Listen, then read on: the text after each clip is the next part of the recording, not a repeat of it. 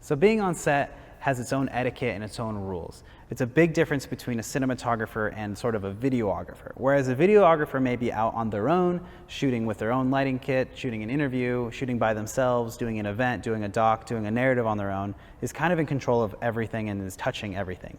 A cinematographer on set on a movie production is in charge of everything as a manager. They'll have a lighting crew under them, and they'll also have a camera crew under them. Now, depending on how big your set is, it may be different on how many people you're managing, but typically you'll have an assistant camera, sometimes a camera operator, a second assistant camera under camera, and then you'll have a lighting crew. Then you have to be able to translate what you're trying to do to the lighting crew, whether it be lighting and look and power and what lights, along with timing with the assistant director, while talking to the camera crew and letting them know exactly what they need to do as far as what camera goes where it goes as far as height and length, what lenses to use, what settings to use. That's all your decision. So as a cinematographer, you're running both of those departments independently of each other, and then you're telling them what to do, how to do it, making sure they get done in enough time, while also talking to the director and figuring out how you're going to accomplish all that as far as shots, timing goes, what you need to tell the story. Now again, on top of all of that, you're working with the assistant director to figure out what shot goes when, where to go where, and then also you're talking to the producer on what equipment you need, how much money everything is going to cost, and what crew you need. So really a cinematographer is doing multiple things, and that's why they're physically not necessarily touching lights and touching camera, although the smaller sets all tend to actually have to move lights and move the camera because we won't have enough hands to move that fast.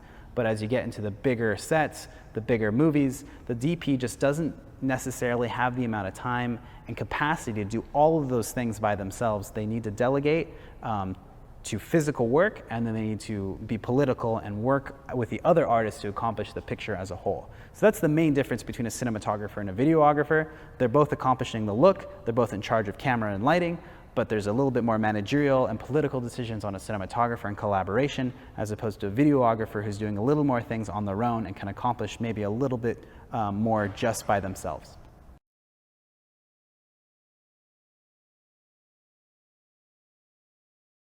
So let's talk into the order of occurrences on a set or on a shoot. As a videographer, you're going to tend to look at the scene, come in, figure things out, set things up, and get shooting. It's much more quickly if you're shooting by yourself in a small interview setting like this. A cameraman can come in, set up the lights, set up going, let's get going, and sometimes they may have to actually deal with sound as well by setting up a mic. A cinematographer has to come in, already have an idea of the crew that they have, already have an idea of what shots they're going to be taking, already prepped the camera the day or two before if you're just walking in, and then already have talked to the director and the assistant director and the producer about how you're going to shoot that scene for that day. So as they walk on the set, all those things are pre-planned. You're going to tell the assistant camera and your gaffer, those are your two go-to people, what the plan of the day is, let them go off, do their thing. They'll start to get prepped. You'll then walk in with a director and a producer. You'll block out the scene with the actors. If it involves actors, they'll do a little rehearsal. They'll step aside. You'll have the set, and in which case you can bring in the camera, you can start bringing in the lights, you can work with your gaffer to light the scene, and when you're done doing that, they'll come in for a rehearsal, they'll do a rehearsal, and then you'll step back, and then we'll do a shot, which means the assistant director will come and say, are you ready? You'll say, yes, I'm ready. Bring in the actors. They'll say, roll camera, roll sound. You'll roll camera, you'll roll sound. You'll make movie magic. Everything will start happening. It's just a more giant machine where you have to collaborate with everyone. So that's kind of the order of things that happens on set. When you're done with that scene after multiple takes, move on to the next one.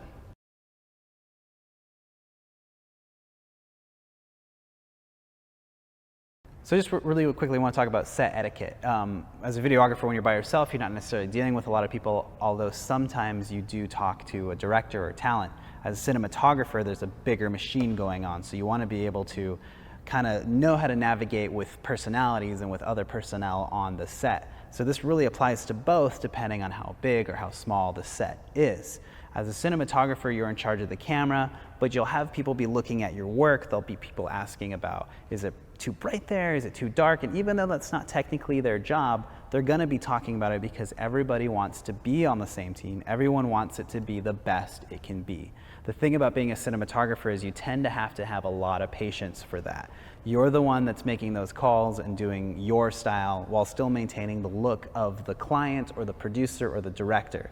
So the best thing that I can say as far as etiquette on set is to be pleasant, try to collaborate as much as you can, and kind of take it with a grain of salt when people are trying to correct what you're doing.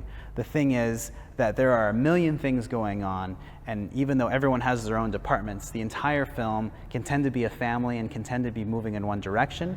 The best advice I can give you for being a cinematographer is to not work on sets and don't take jobs where you know you're going to be angry and bummed out and it's going to be hard. That's not the point of this job. We all do this because we love to do it and it's fun to do. So if you find a collaborator that you love working with, try and work in those kinds